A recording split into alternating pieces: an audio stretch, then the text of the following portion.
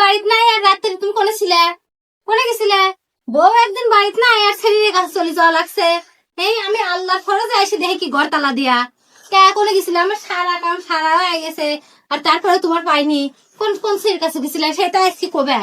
যে বোর একদিন শ্বশুর বাড়ি দিয়ে পেটা সারি কোন রাত্রে কোন ছেলের কাছে থাকা হয় সেটাই শুনবো আজকে। কোনে আর থাকবো, দোকানে ছিলাম।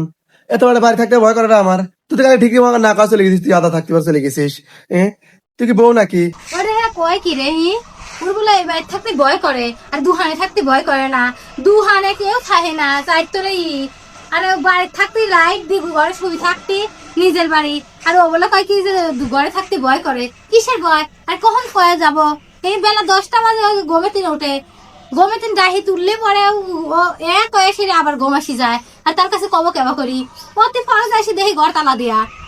কোনে ছিল তাই কোক, দুহান মোহন বাদ দি কোন ছেলের কাছে ছিল সেইটা কোক। তাছাড়া আমি ও ছাড়তেছি না, আজকে শুনবো তারপরে এই বিচার করি টাইগার ছাড়বো যে ও কোনে ছিলি রাখতো।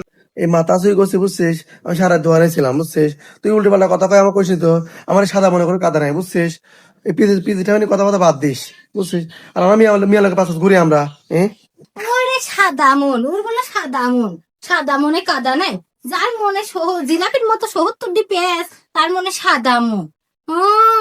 ওরে কথা শুনলি পরে মরা মানুষ তাজা হয়ে ওঠে আর কথা শুনলি পরে বমি আসে। আর সে কয় কি আমার সাদা মন, সাদা মনে কোনো কাদা নাই। কোথাও সিঁড়ি কি দেখিস নি?